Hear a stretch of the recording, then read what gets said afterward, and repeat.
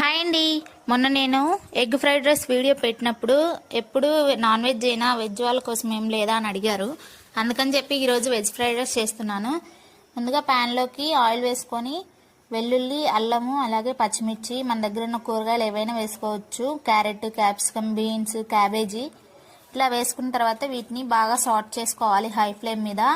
ఇలా సాట్ అయిన తర్వాత ఇప్పుడు వీటిలలో సాసులు వేసుకోవాలండి. ఇది మనం స్ట్రీట్ స్టైల్ కోసం చేస్తున్నాను కాబట్టి సాసులు వేసాను, లేదంటే సాసులు అంత హెల్దీ కాదు. ఇప్పుడు ఇందులోకి మనకి తగినంత రైస్ కూడా వేసుకోవాలి. ఇప్పుడు దీంట్లో ఉప్పు, కారం, అలాగే ధనియాల పొడి, గరం మసాలా, మిరియాల పొడి మెయిన్ అన్నమాట. ఇవన్నీ వేసుకొని బాగా కలుపుకోవాలి. లాస్ట్లో కొత్తిమీర కూడా వేసుకొని దింపేసుకోవడమే. అంతేనండి. ఇలాంటి క్విక్ అండ్ ఈజీ రెసిపీస్ కోసం భార్గవి బలిజేపల్లి ఛానల్ని సబ్స్క్రైబ్ చేసుకోండి. వీడియో నచ్చితే లైక్ చేసి మీ ఫ్రెండ్స్కి, ఫ్యామిలీ మెంబర్స్కి షేర్ చేయండి. Bye bye.